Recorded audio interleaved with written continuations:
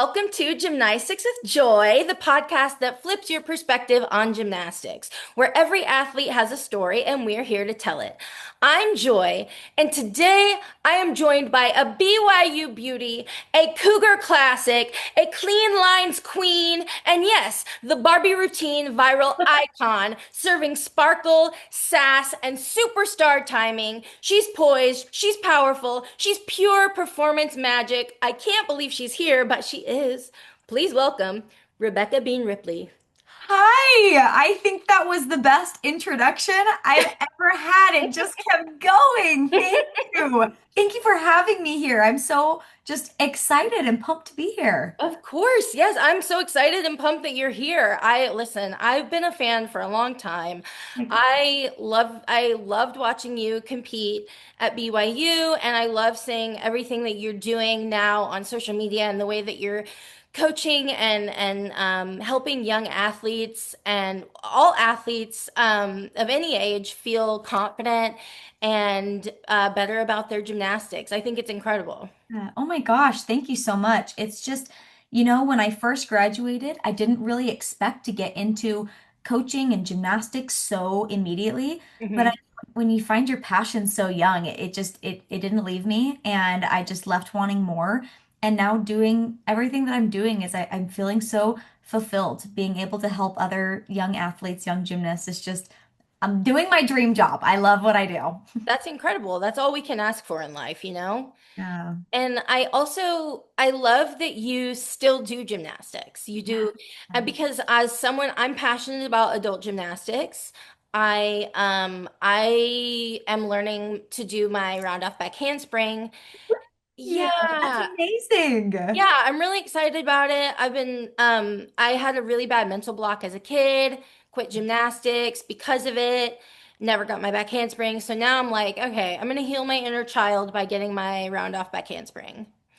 I love that so much, so much. Because seriously, there should be no age on what you do anything. And Yeah. so, I don't know, it took me a minute to figure that out too. After graduating, I didn't do gymnastics for a while. And then, like I said, just when you have a passion for something, why stop, you Yeah. know? Yeah, and it's so inspiring. I mean, it's inspiring to me because like I saw your video of you catching the Jaeger and how like you said something that really resonated with me. You said when I'm nervous, I tell myself I'm excited. I'm not nervous, I'm excited. And that really like flips something in my head because it approaches it helps you approach it with a place of gratitude of like, I'm excited to be doing this sport that I love and to be able to physically do this. And I'm also excited because I know I'm going to catch it. And so I think that that mental switch really helped me. And so I just wanted you to know that because I know it was like something small you said in passing, but it's something that I was like, wow, yeah, change the nerves and make it, you're excited. You're not nervous, you're excited. That was just huge for me.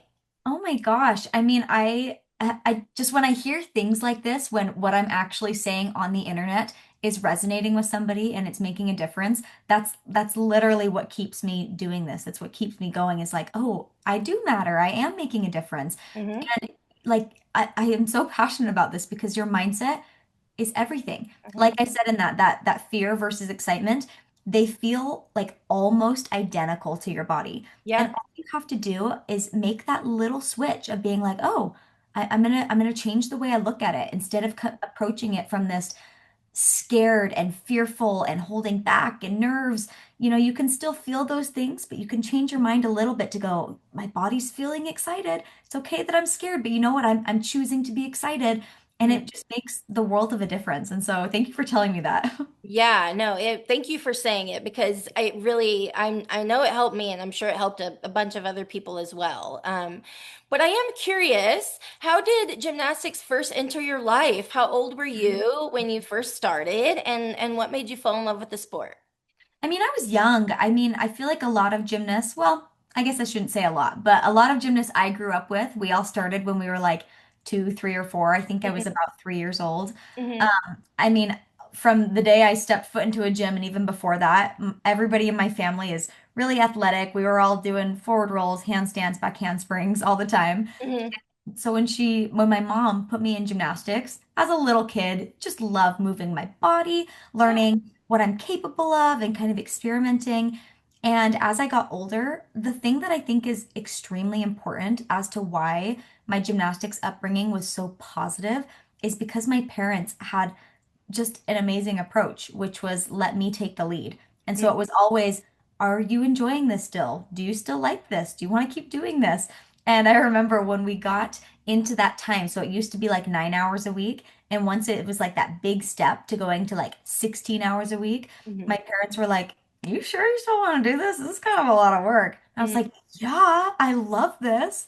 And I think that approach of just, they didn't put any external crazy pressures on me. There was no expectation. They were never disappointed if I got a bad score. It was just, I went to the gym out of pure love and pure enjoyment. And my parents were just my cheerleaders. And I think that was the best thing they could have ever done for me. That's incredible. And I hear this with a lot of athletes too. And I feel like Bree Clark from Clemson, she was my first episode and she said her parents were that way. They did not focus on scores or winning. It was just having fun. And then I know that Simone Biles has talked about how her parents were very supportive and not thinking about scores or winning. And she's the GOAT, you know? Literally the greatest of all time. Yeah, so it's like there's something to be said about having parents that really just let you take the lead and have fun and not focus on those things. I think it probably takes pressure off as Oh, well. 100%. And it's actually like, so I have an online course. It's called Gymnastics Mindset Mastery, and it's where I teach gymnasts about their mindset. And one of the first, actually, the first lesson I teach is the difference between outcome oriented and task oriented.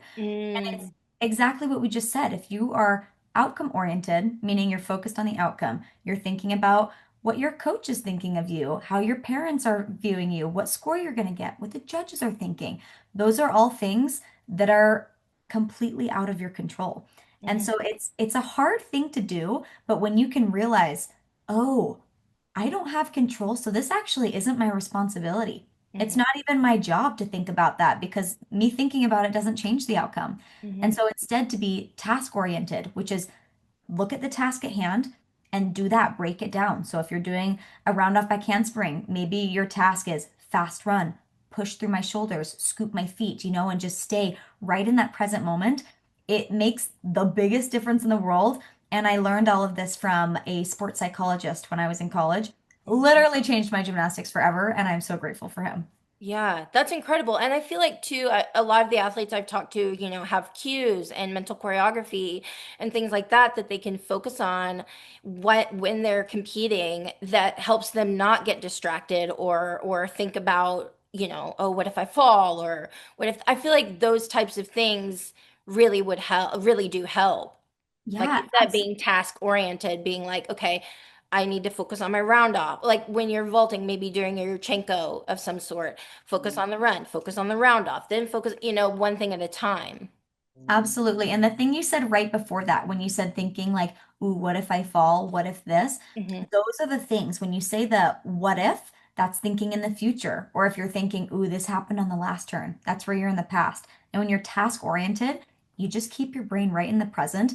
And that's where athletes reach that like flow state where Hmm. they're just doing great, things are happening. And that's just where your best athleticism comes from, is when you can get into that mental state. It's simple, but it doesn't mean it's easy. It takes a Yeah. lot of practice and discipline. Yeah, absolutely. I can see that. And I feel like that's huge. I mean, especially and that's something that we can take into daily life as well. Like, if you're dealing with anxiety or stress, a lot of times anxiety, at least for me, I deal with a lot of anxiety and a lot of anxiety is about living in the past or the future. You're Oh, thinking about one absolutely. or the other instead of being in the present. And so being task oriented, like you said, and focusing on one thing right in front of you, I think that applies to life too. So that's great. 100%. I'm pulling it up right now. I had a mom message me. I think this was literally 2 days ago. Yeah, Hmm. this is what she said. And this just made my entire day. I think I cried at this message a lot. Oh, Can I read it? Can I share it? What yes, she said? please, please. Yeah. Yeah.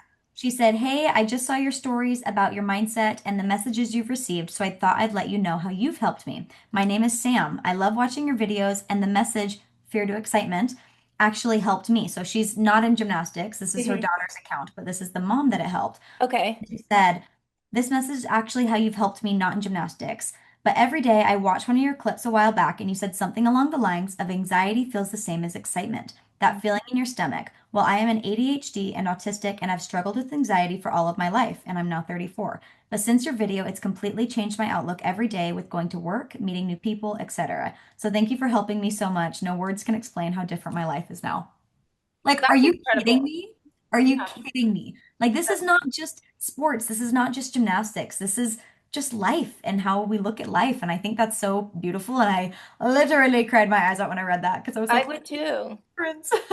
No, that's amazing. And I relate to what, she said because I'm 35 and I have deal with a lot of anxiety and I have really severe ADHD and things like that. And so it's definitely a challenge. And so that's why I said what you said helped me. So like it's so much bigger than gymnastics what you're doing. And yeah, it's incredible.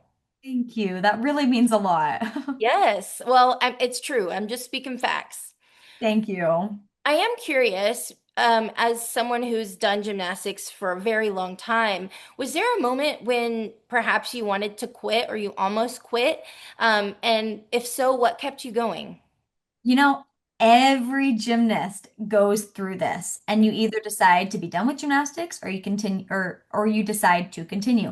Hmm. Either way, neither decision is good or bad, but I Hmm. remember I was about 13 and it was just that time when I wanted to go hang out with my friends. I was missing some parties. I was busy. I really wanted to be I actually what was it? Oh, I was applying to be on student council. I was like, I can't do both. And so it was just like this big dilemma of what do I do? And the funny thing is I don't actually have a great answer, except for I just kept saying, I'll decide, I'll make my decision. And I kind of just kept going through that. I just kept showing up to practice, being like, oh, I'll decide, I'll decide. And just over time, while I kept going to practice, I just realized how much I loved it, and I wasn't ready to be done with the sport yet, Yeah. which didn't mean that in that moment I was deciding to do gymnastics forever. I Mm. was at least just deciding to keep doing it for a little bit, and that ended up turning into a long time, which was really great for me. Yeah, that's amazing. I love that it was like, okay, I'm gonna quit. I'm gonna quit. I'm gonna quit. I Yeah. decided I'm gonna quit. I'm gonna quit. And then you just never quit. No, literally, I was like, I don't remember making a decision. I'm just still here. I'm still here. No, that's incredible. And I'm curious as well because when you were in college, you definitely had your share of injury that was had to be really hard to overcome. Were there ever moments during that time when it just became too much and what kept you going during those times as well? Oh man, those times were the hardest times in my entire life because, a lot of people might think of like, oh, it's an injury. Like, you're out for a little bit, whatever. But when you have done a sport since the day you could walk until this moment, and for me, like the overarching goal was to compete at college. And Mhm. so when that opportunity was stripped from me, it was just devastating. It was heartbreaking. The first injury, so for those listening who maybe don't know, just the quick overview is I tore my ACL and my meniscus both two times on the same knee. And so it ended up just being this battle of being injured, making a full recovery, getting back to competing, and then getting injured again. And it kind of just went over and over and over again for 3.5 seasons. So I competed my freshman season, her injury up and down, and then I competed my fifth year as a senior. And the first ACL tear that I had, it was really tough, but I didn't have to second guess whether or not I was going to keep going. I was like, you know what? It's okay. This happens. I competed like the first few meets of the season. I'm going to get back. I was actually extra motivated because I was like, oh, I want to be that athlete that overcomes this in like half the time and like be the coolest person. Anyways, I looked at that wrong because I set up an expectation that was unrealistic. Mm, So I had that expectation of, oh, I'm going to be better than everyone else who's recovered from this. yeah. And I wasn't very great at listening to my body. I would often, the second I felt good, I would overdo it. And then I'd have to take a couple steps back, one step forward, two steps back. But eventually made it through. It was about a year recovery. And then, man, that second ACL tear where I was like, oh my gosh, another year at least that I have to do this again. And that was the moment where I was like, is this all worth it? What's the point? Like this weighing so heavy on my heart. And I'm getting a little off track here, but to kind of answer your question of what kept me going is just I guess that drive that I had, I still just felt unfinished. Mhm. And I talked to a lot of athletes about this because I've had some girls tell me like, hey, I don't know if this is worth it. Should I quit? Should I keep going?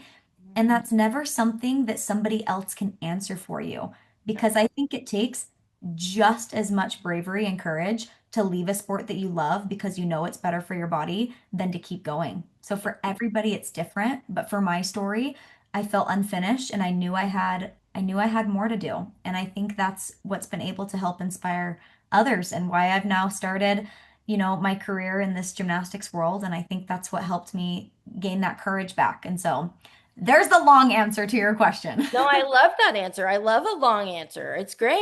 I mean, people need to hear that, because there's going to be athletes listening to this that are going through injuries, and hearing your story is going to help them as well. So thank you for sharing that. Absolutely. Absolutely. What was I do want to talk about starting at BYU and kind of what that recruitment process was like. Was that always the goal, BYU, or what was that process? Yeah, so I come from a BYU family. Okay. My Okay. grandpa played football there. My grandparents met there. My parents both met there. My dad ran track at BYU. So like my parents from like the day I was born, like BYU, BYU. Yeah.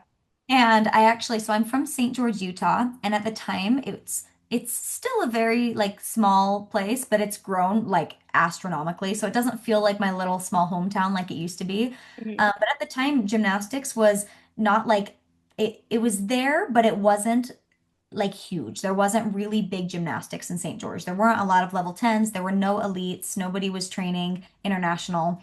And so I came from a really, really tiny gym. We never had a foam pit.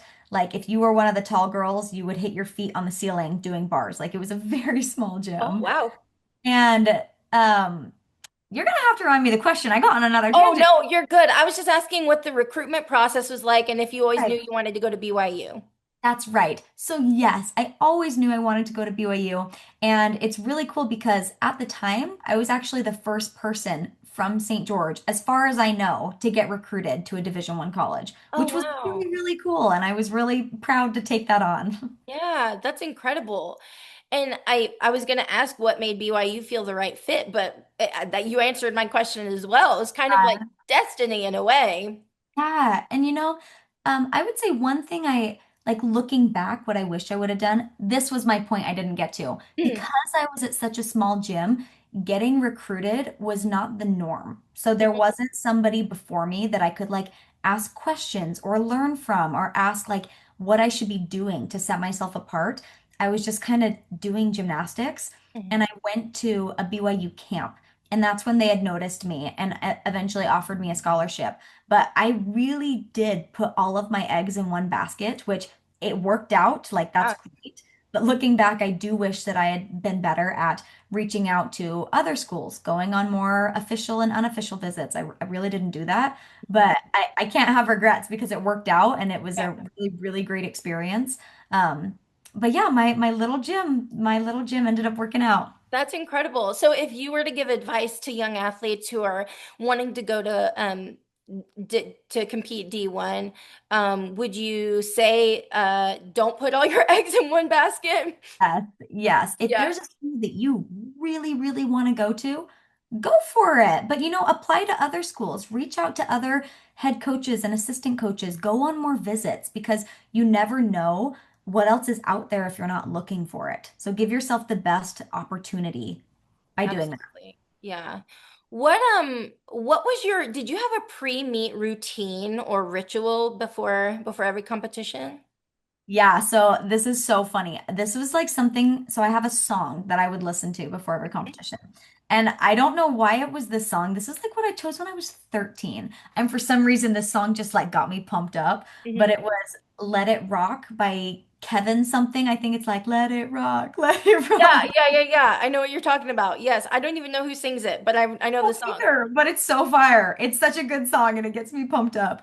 And the funny thing is so that's what I would always listen to before competition. And Mhm. even today, like even non-gymnastic stuff, when I'm nervous, I'll turn that song on and it's such a hype song. And I literally cry to that song instead of getting hyped because I'm like, little me would be so proud. And it's just like that song that brings me back to that younger version of me. And that was something that really helped just kind of get into that competition mindset. Like, this is my competition song. Here we go. It's go time. And Yeah. obviously, other things like doing my hair, doing my makeup. I also I had some injuries in my back as well. So no matter what, I would do like my back rehab routine to get everything warm before a competition, and kind of had a lot of things in my pre-meet routine. Another thing, I always ate a blueberry bagel with cream cheese and an apple. Oh, I love a blueberry bagel. Good. It's so good. I don't know why that was the thing, but it always made me feel better and very comforted. I love that. Well, one thing I really want to talk about is your viral Barbie routine because it's iconic to this day. And No. as a Barbie girl myself, I like literally if I were to do a floor routine in college, I would want it to be a Barbie routine. Like Ah, I was the girl that was obsessed with Barbie growing up. I love the Barbie movie. And I think that your Barbie floor routine is incredible, and everyone else agrees because it's viral for a reason. So I would like you to talk us through the how you came up with that routine. What was the process? I know you were wearing a leg brace or a knee brace at the time, and I'm curious if that played into any part of it. Because I know like some of the choreography is very like Barbie and like stiff yeah. kind of choreo. And so I'm just so curious about the process of coming up with that routine. Totally. So to first answer the second part of your question, the knee brace had nothing to do with it. Okay. It just Okay. ended up being like a happy accident because I had Mm-hmm. so many people being like Robo Barbie, like it worked with the aesthetic. But Mm-hmm. that was really just I just had to wear that because of my knee. That just Right. happened to be a good positive thing coming from it. Mm-hmm. Yeah, actually, I remember being in the gym. I took one of my friends, one of my roommates at the time, into the gym, and she was kind of helping me like think about what I could do. This is when I was still injured and I was like, I don't know if I'm going to be ready for next season, but I'll make a new routine. And I've always been a really creative person. I've always loved choreographing my own routines and like getting those creative juices flowing. And so I remember I was doing like a more of a hip hop routine. I just love like I've always known that I'm good at sharp movements and being like stiff and what's the word, aggressive. Mm-hmm. And so I knew I wanted something fun, something upbeat. And it was my friend actually who said, I love the routines with a theme. I was like, yeah, I don't know what I would do. What would be my theme? And then she is the one that mentioned, what if you did Barbie? And I remember so vividly, like it was yesterday, in that moment, it's like my brain lit up. I was like, it's like, that's a brilliant idea. I'm doing that. So I scrapped the whole routine that I had been working on. I told my coach about it, and she was like, I love that. And so I started picking songs where I wanted them. The music was a lot of work. I had to pick which sections of songs I wanted where. And Mm-hmm. then one of the sound technicians at BYU helped me like put it all together, add in the wink effect, add in the Barbie squeaks, kind of put everything together. And then that was just the music. I still Mm-hmm. had to start working the choreography, which was a lot of watching YouTube, looking at other robotic movements, figuring out if my body could move that way and how I could like teach myself to look like a Barbie. Mm-hmm. And it really just evolved over time as I would do piece by piece. My coach kind of helped me fill in the holes. I kind of would do a good rough draft and then she would come watch and be like, okay, what if we, tweak it here, do this. It was a really big collaborative effort to make it look finished. Mm-hmm. That's so cool. Yeah. I mean, it's just, it's one of those routines that you remember forever. And I know that you, at one point, I can't remember who you were competing against. Maybe it was Boise State. You got the 9925, which was the highest, a score of the season for BYU, correct?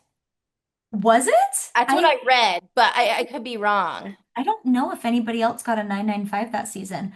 If so, it would have been Anna Bramblett. She might have gotten a 995 on bars, Okay. but hey, if you read it somewhere, maybe that's I true. read, but also sometimes what you read is not accurate, you know? Yeah, So, yeah. but I remember that routine and that was just so cool getting, and what did that feel like for you? Is that a moment you're never gonna forget? Because I wouldn't.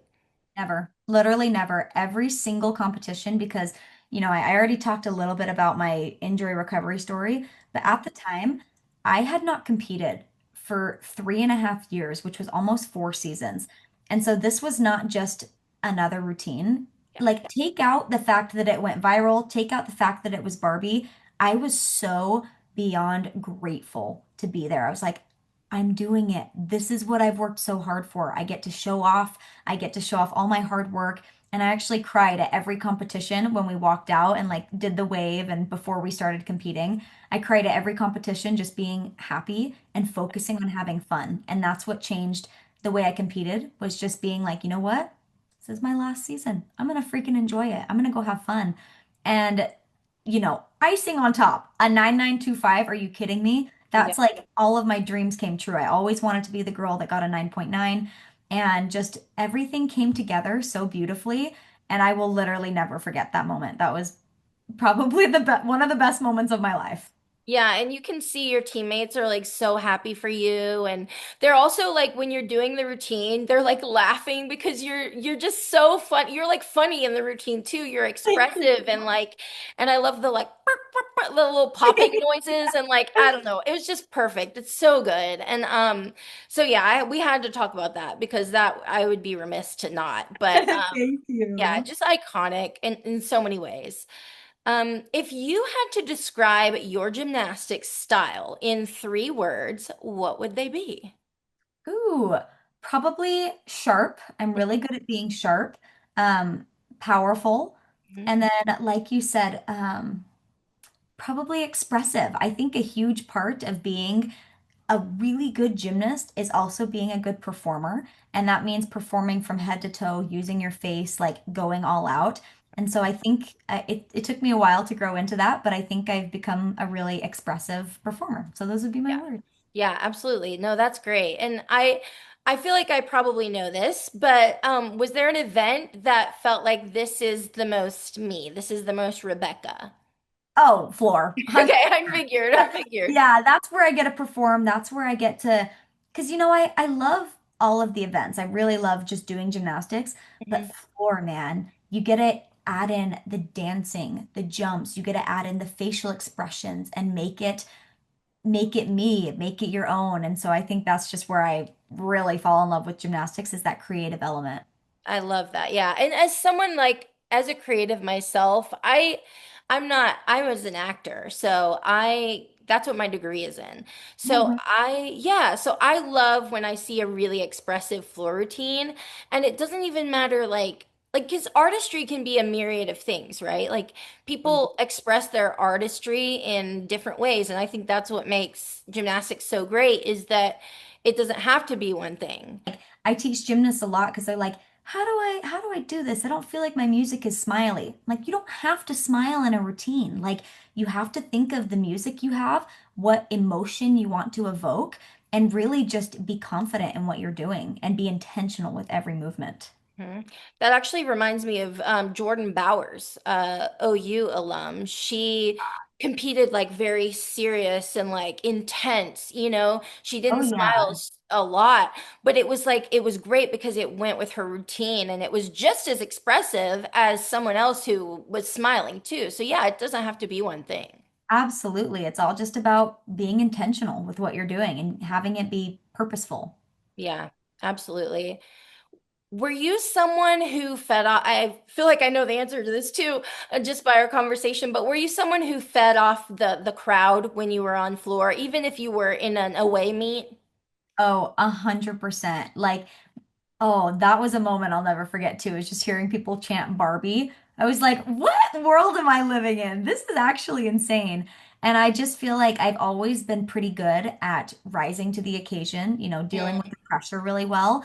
And instead of being like, oh, these people are expecting a lot and getting scared, it was more like, whoa, these people want to watch me. I'm going to give them a show. And that was just always something I loved and gave me extra energy.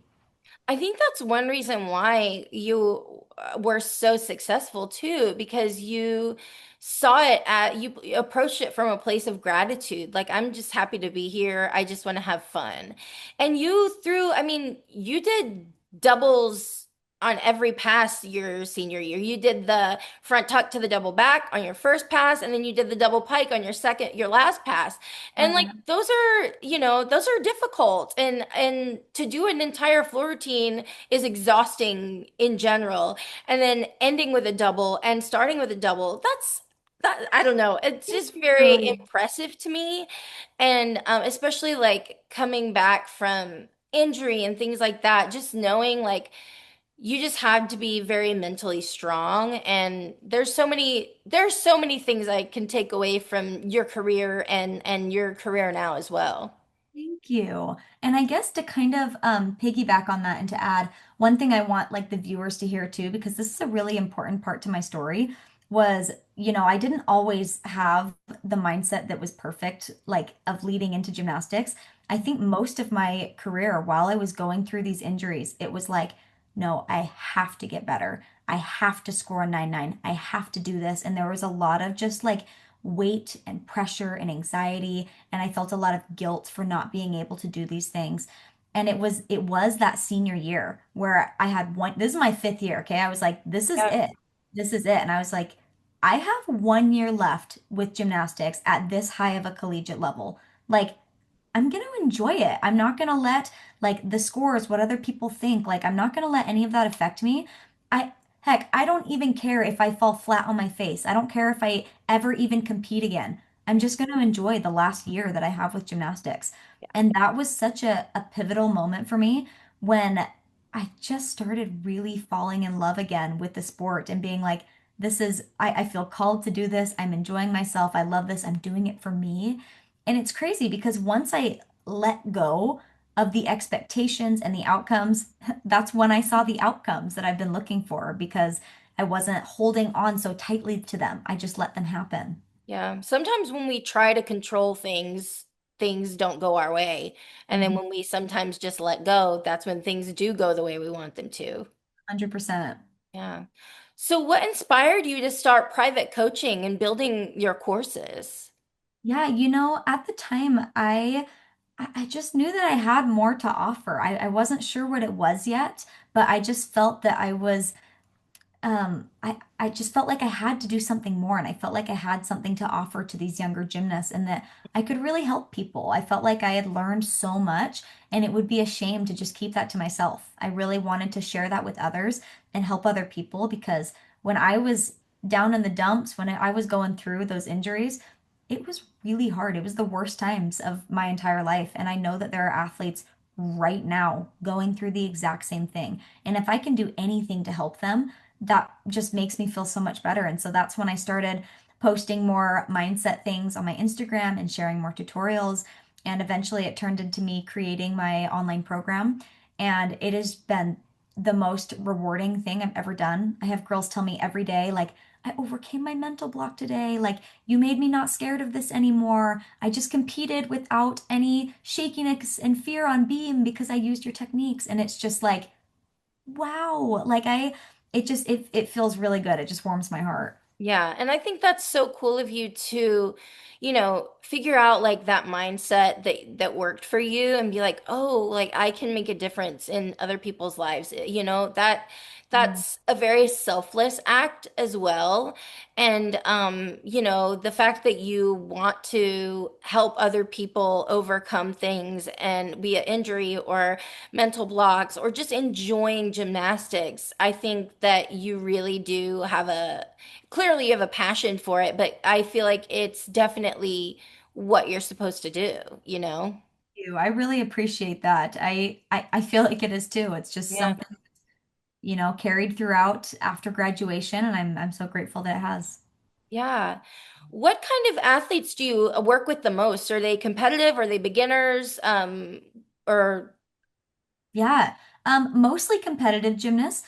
I Mhm. would say the majority of the girls that are in my program right now are between the ages of like 10 to 16, so Okay. that kind of age range. But I do have somebody as old as 26 and I have some as young as 8. So it's really these are things like you said, it's helpful for gymnastics, it's helpful for everyday life. Like Yeah. these are just tips, techniques, and mindset changes that work for every age, for everybody. And so everybody is welcome, but I think the majority of people in there are, yes, competitive gymnasts who want to take their gymnastics to the next level. Yeah. How do you coach an athlete through perfectionism? Because I feel like that is a huge part of the sport is, this pressure to be perfect. And I know that a lot of coaches and athletes say that gymnastics breeds perfectionists. So how do you coach someone through that? Yeah, it's hard because I still deal with that perfectionist pressure all the time in my professional life, in my career. I feel like I always have a weight. And so that's why I think about these girls that I'm coaching and I'm like, I need to take my own advice. And the thing that I do with these girls, especially the ones who have really intense perfectionism and are really hard on themselves, always tearing them down, the technique that I learned in college, which I used and it literally changed my gymnastics, changed my life. It's a very simple technique, but it makes the world of a difference. And it's called the 3-to-1 technique. It's where after you do a turn, you have to say three things you did well and one thing you can improve on. And Oh.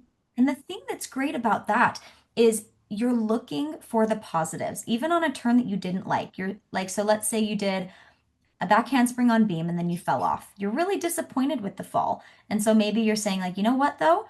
I was aggressive. I really went for it. I had straight elbows, I had straight legs, and then the thing you can improve on, my hip turned out. That's why I fell. So I can focus on keeping my hip square.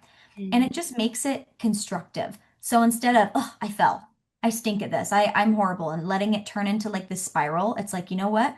We're acknowledging the fact, yep, that wasn't perfect. We're not Mhm. going to pretend like it was. But you know what? There was still good from this. There was still good that you can take away from this. And when your brain starts to focus on and look for successes, your brain then starts to expect more successes. And Mhm. that's literally just breeding confidence and building and training your mind to believe in yourself. Yeah, no, you're absolutely right. And again, that's stuff we can take into everyday life too. Yes. That's huge. Okay, I want to talk beauty and makeup because I am a makeup girly. I love beauty. I love beauty products, and I always loved how athletes, you go out there, you have your makeup done, your hair done, your beautiful Leo, and all of that. I just feel like it's such a part of the performance aspect. So, when you competed, were you a full glam girly or a more natural girly or somewhere in between?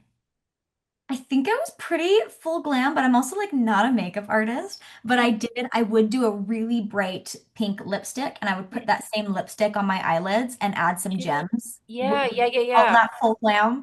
Yeah, that's full glam. I love that. Yeah, I was a full glam girl and I loved like I would put the ribbons in my hair and like go full out because why not? It like I know, finishes why the not? character. It finishes it off. It does. So now, when you do a full glam, what are some of the products that you love and swear by? Oh my gosh. Okay. NARS Radiant Creamy Concealer. So I good. have bought like 7 bottles of it because it's my exact skin tone. And so Hmm. some days when I don't feel like wearing foundation, I just use that on like the redness. Hmm. I love NARS. I love the NARS lightweight reflective foundation. I think it's that one. Hmm. Love that one. And then I love a L'Oreal mascara, a brown mascara specifically though, because I have blonde hair. Love a brown mascara. Yeah, absolutely. Brown mascara is so underrated. I know. And it's like, it made a big difference for me when I realized it because it was like, oh, I don't have as much contrast just because I have such fair skin that the Mhm. brown mascara and like brown eyeliner really just suited my face better. Yeah, And so, yeah, that's what I would swear by.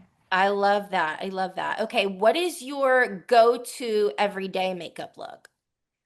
Pretty similar. I always use, so like what I'm wearing now is Mhm. no foundation, just that concealer. And Mhm. then I have some bronzer from, do you know what Shine Cosmetics is? No. It's a Utah brand. I think that's where it Oh, started. okay. Yeah. But they sent me some products, so I hadn't heard of them. Oh, And I used it and I was like, oh my gosh, I love this bronzer. And so that's what I use. It's a cream bronzer that I put just on the forehead and down here. And then I have a Makeup by Mario blush. oh, love Makeup by And Mario. so good. And Hmm. then my favorite thing in the world, this is what I have to wear every day, but it's Kulfi. It's a lip stain liner for, Ooh, and I then love a lip stain liner. So good. And I have very like pale lips too, so I like to give myself a little something, right? Me too. Yeah. I feel like my lips, like the color of my lips don't have much pigment to them. Same. So I kind of look like when I'm not wearing makeup that I have no lips. Me too, girl. Me too. I And feel also I'm a natural blonde too, so I have like naturally like fair eyebrows and lashes too. that. And so I'm like I have no face when I have no makeup on. Yep, I feel you. But now I want to hear what your holy grails are because your makeup Oh, looks flawless and incredible. I need to know what thank products you're using. you. Okay, so I change it up. I'm a big Sephora and Ulta girly. I also love like some drugstore stuff too, but right now I'm wearing the Tower. So I'm actually wearing concealer as foundation today. I'm wearing the Tower 28 So good. concealer all over my face, and then the Hourglass concealer under my eyes. And then to set my makeup with, I use the One Size waterproof setting powder. It's like a loose setting powder. Highly recommend it, especially to gymnasts who want their makeup to stay and last. What It's is it? it's the One Size. It's from Sephora. I'm And looking this up. yeah, it's called One Size, and they have a waterproof setting spray too that I pair with it, and it makes my makeup last forever. Like it's incredible. Um, that's amazing. So you Yeah. use both. They're both the one. Yeah, One Size. I use the powder, the loose powder, and then this waterproof setting spray because I get oily easily, but not when I'm wearing that. Okay, I And love then, that. I am yeah, definitely looking into that. do it, do it. It's amazing. And then for blush, I'm wearing one of the Patrick Ta blushes. So good. Love those. I can't remember the name of it. It's like a peachier kind of color. And Uh, then for my lips, I'm wearing Wherever Walnut from Makeup Forever. And then just a Laura Mercier lip gloss called Macaroon. I have the Laura Mercier setting powder. That's the powder Oh, that I use. that's a great powder too. So good. But I do Yeah. get a little oily. Like I like at least my T-zone and right here to like not get shiny at all. But then Yeah. I like this, to get a little bit shiny. Yeah, no, me too. It's like we pick and choose our shininess. We want to be strategic with it. Exactly. Yes. No, yeah, I love makeup. Could talk all day about it. Uh, But I also love like you're very expressive with the way that you do your makeup and your hair. Like I always love when you do the little pigtails Girl, and not like, today. But I actually usually the back of my hair is not my problem. But I have oh, I those. so agree with that. Oh, cute. The cute little star clips. So I love like having fun with stuff like that. And like, the pigtails, the clips. I love big jewelry, which is funny because I'm not wearing any of that right now, Mm. but I Yeah, love and it's playing like with fashion. you're never too old to express yourself, you Yes, know? Like I'm 100%. 35 and I still love like to express myself with fashion and makeup and As you hair and should. all those things. My mom is 72 and she's known around town as like the fashionista. Like What she an icon. no, she literally is an icon. She has like bright red hair that like flips out like she's the best. She's so fabulous. I love her, and I don't even know her. Yeah, no, you would love her. Okay, I want to talk about Rebecca outside of the gym.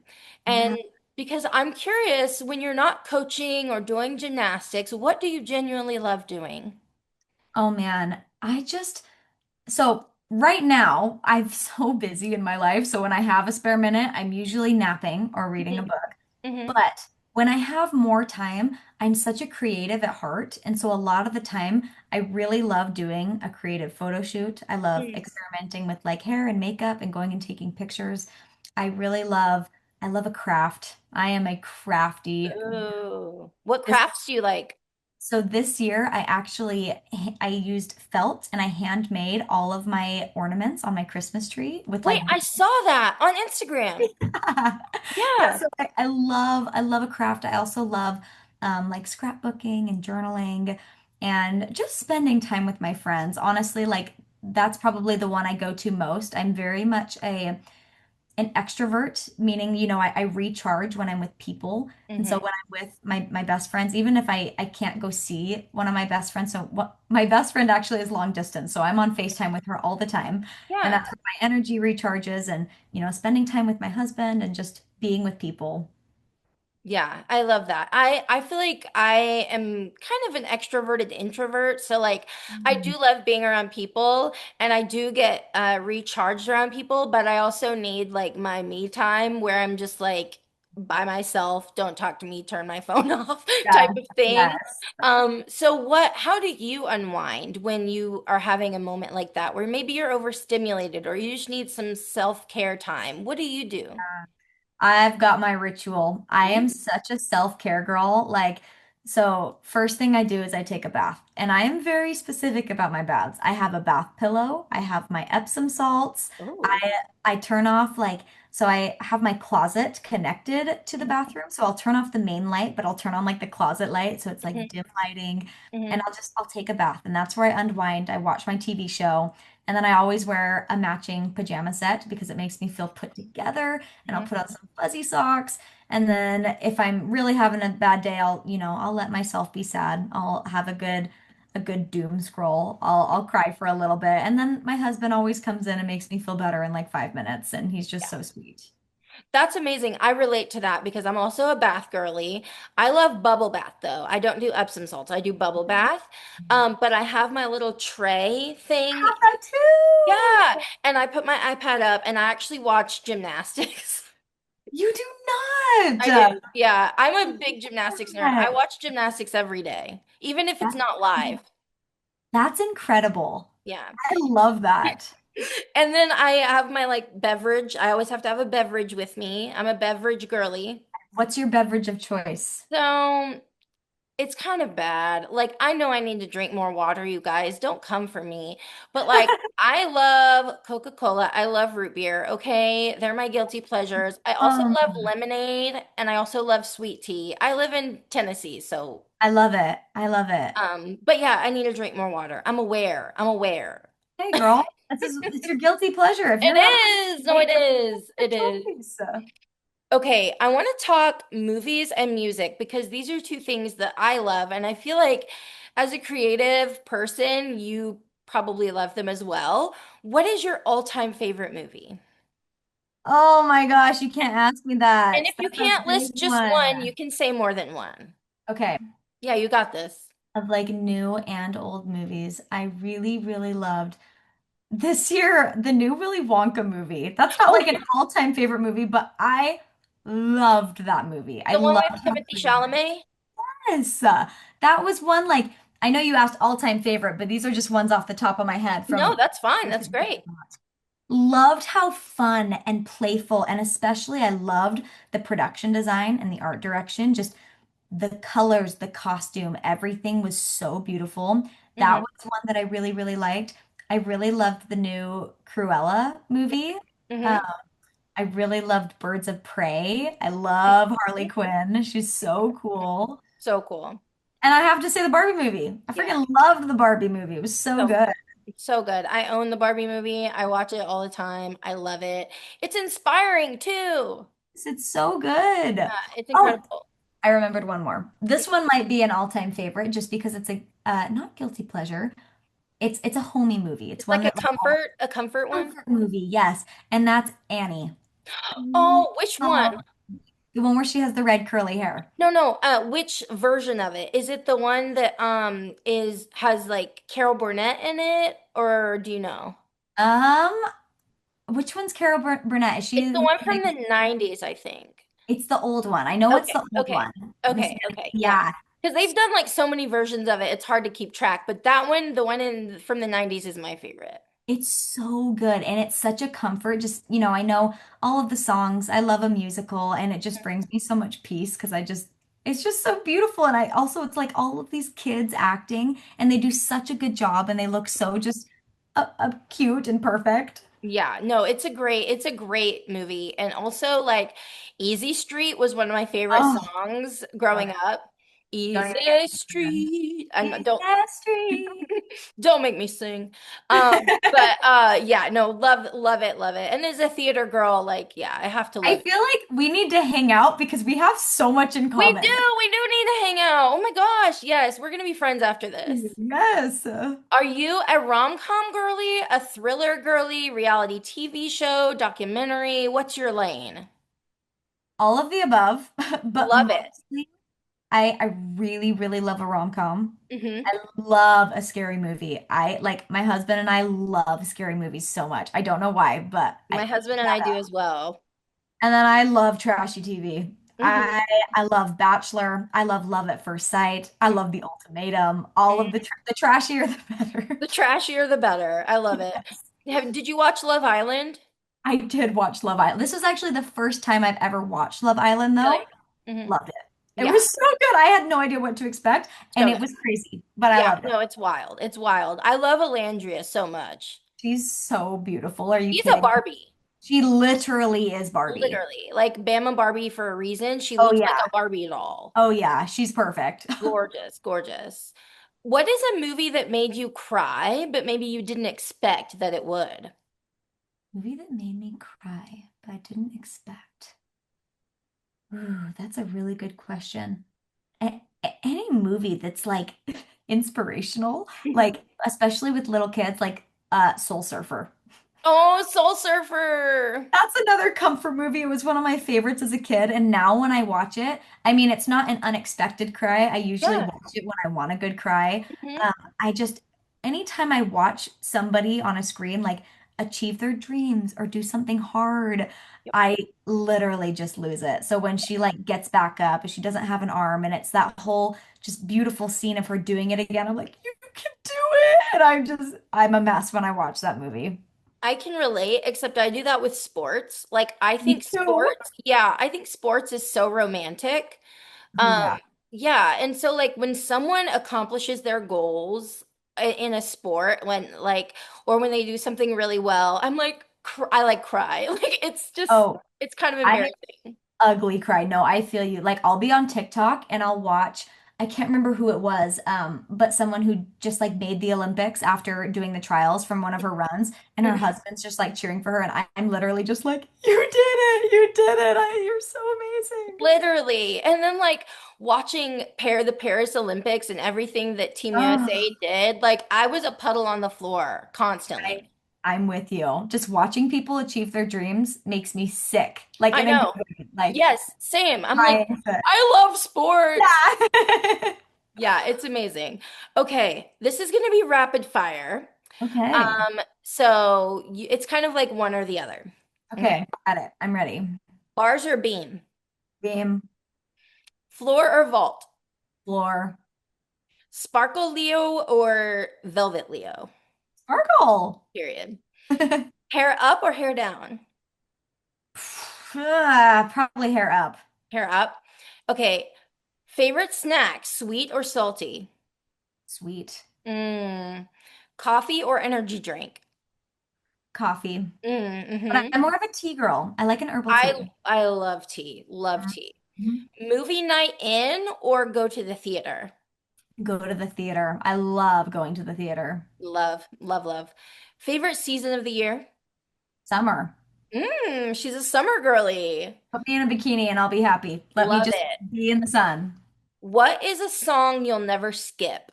Okay, I think I have one. One I will Okay. never skip is Fantasy by Mariah Carey. Oh, love Mariah It's Carey. so good. It's A a good one. rain Yeah. walk by every night. It's so good. So good. Oh, so good. I wish I could sing it, but I cannot sing like Mariah Carey, so I'm not. Most of us can't. Yeah, no one can. That's amazing. Who's your favorite artist right now? Oh man, my favorite artist right now. I'm kind of loving Sabrina Carpenter. Love Like her. every album she's putting out, I'm like, yes, girl, get it. Yes. I would probably have to say her right now. Yeah, no, she's fantastic. And she looks like a Barbie too. No, literally. She looks so perfect. I always wonder, I'm like, is that your real hair? How is it so perfect all the I time? know. And then like her outfits are always iconic. Her makeup, oh my gosh, iconic. Like just she's And perfect. I want to add one more. I've been loving Silk Sonic. I love Bruno Mars Oh so yeah. much, so Love. much. He's like dream person I want to see in person perform is Bruno Mars. Love Yeah, Silk. no, he's fantastic. Like Yeah. I talk about someone who's just so musically gifted in so Oh many my different ways. gosh. Like he can sing, he can dance, he can write. He just so good. So Yeah. good. Love.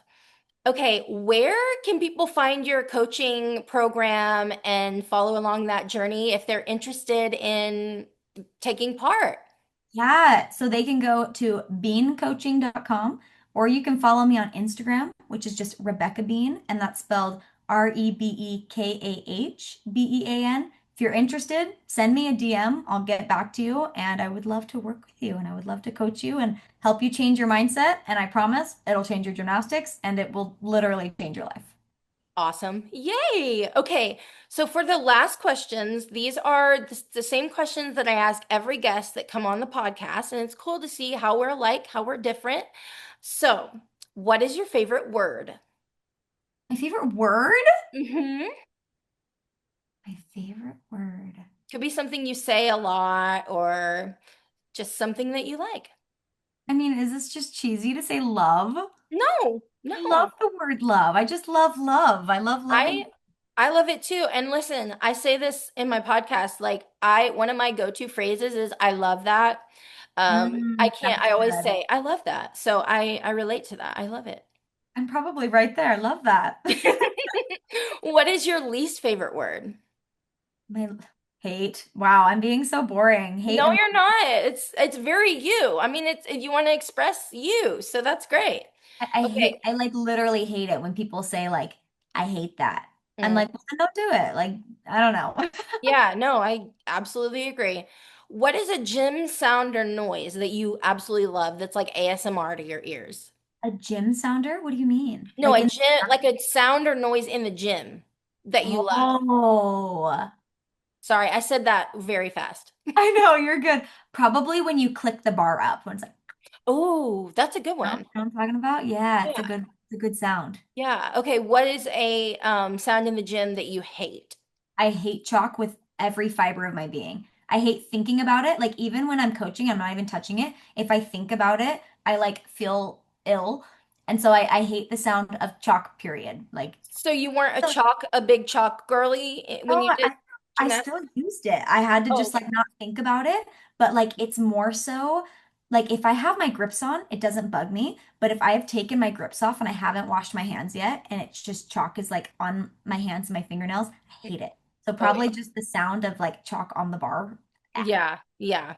A lot of people are saying things related to bars for yeah. sure. What brings you to life creatively, spiritually, and emotionally? People collaborating, like being with other people, hearing their ideas. That's when I have my best ideas, is when I'm bouncing off of somebody else. Mhm. And that's just where I feel so much joy, is when somebody else has a good idea and Mhm. has a passion to bring something to life. It inspires me to do the same. And so just people collaborating. I love that. That's beautiful. What is your favorite guilty pleasure TV show? I know you mentioned some trash TV. What's your favorite guilty pleasure one? Secret Lives of Mormon Wives. That's a good one right now, and I love that show. That Love is a it. for sure. I love that. That's amazing. And I feel like you're in Utah too, so Uh-huh. full Totally. circle. And Yeah. like everything I see, I'm like, I've been there. I've been there. Yeah, yeah. Okay, this is a hard question. Okay. Who is on your gymnastics Mount Rushmore? Your top four of all time. It could be elite, could be NCAA, could be a combination of the two. Wow. Number one has to be oh my gosh, Sean Johnson. I Yeah. was thinking her name started with J. Sean Johnson, 100%. She has been the gymnast like since I was little. I always looked up to. She just is a powerhouse, and I always related myself to her as, being short and powerful. Hmm. So she would be my number one. Hmm. Allie Raisman for sure. She is just incredible gymnast and human, like so great at just being a role model. I love her. Yeah. And her pass, the round off, what is it? One and a half step Yeah. out, back handspring, double Arabian front layout. Are you kidding me? Mhm. Insane. Insane. Um, my third person, hello, Who- balloons. Oh, we got balloons. Where did those come from? My third person, oh, why can't I think of her name right now? Perfect, amazing vault. Michaela Maroney? Maroney, yes, love Michaela Maroney. Hmm. And then, oh my gosh. Hold on. It's on the tip of my tongue. Caitlin Ohashi. Oh my gosh, yeah. No, those are Michael great Jackson. choices. So good. So good. She's Her her her double A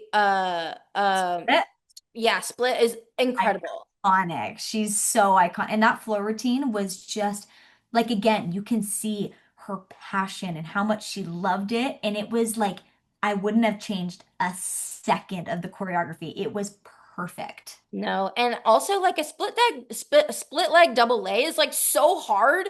How do you I was I talking actually tried that this year for the first time. how'd it go? It's actually pretty similar to a Okay. regular double layout, but Okay. I did it off of a tumble track. So Okay. like I cannot fully relate to that. Yeah, because I was talking to another athlete who mentioned Caitlin Ohashi, and we were talking about the split leg double layout, and she was like, I feel like I would want to split from the beginning. Like it would be hard to, Hold on to control it. it. Yeah. Yeah. So I was just curious because it is so cool, such a cool skill. Great answers, great answers. Thank you. Okay, Thank you. if you were reincarnated as an animal, what animal would you be? A cat. I love Mm, cats. And if my love it. life could just be laying in the sun, going to a windowsill and just being a cat, yeah. But yeah, cats have the best life for real. These are great questions. I love this. Thank you. Sure. Okay, last question. And I think it's important. Looking back, what would young Rebecca be most proud of right now? Oh my gosh. Young Rebecca would be most proud of everything she's overcome. Mhm. Like little me would have never imagined all of the injuries and all of the heartbreak and all of the adversity, but she'd be so proud that I freaking did it and Mhm. that not only did I have the Barbie routine, but I had it after all of the hard times. Like it was just like the moment of I did it. Finally, like I can rest now, you know? She would Yeah. be very proud of me. Yeah, and the thing is too, like you inspired so many people with that routine, but like you're still doing that. You're still inspiring people even after your gymnastics career, and it seems like you've found your why and your purpose. And a lot of people look for that for a long time. So it's just incredible that you are so sure of yourself and like what you do and your passions, and it's very inspiring. Thank you. That really means a lot to me. I really appreciate that. But thank you so much, Rebecca, for coming on my podcast. This podcast is my dream. And so it means a lot to me that so many of you are willing to participate. And you're someone, like I said, who's really inspired me. So it means a lot that you came on the podcast to share your story and some vulnerability and that we could learn about you. It just really means a lot. Yeah, absolutely. You inspire me. This was such a great experience, and I can't wait to go listen to more of your guests that you've had because you're so good at this. Like this was such a fun and like amazing conversation, and I'm so grateful for you. Thank you so much. That really means a lot. I really do appreciate it. Okay, well, I can't wait to see what you do next, and I'll talk to you later, okay? Hey, see ya. Thank you so Bye. much. Tumbling, tumbling away. Oh, we can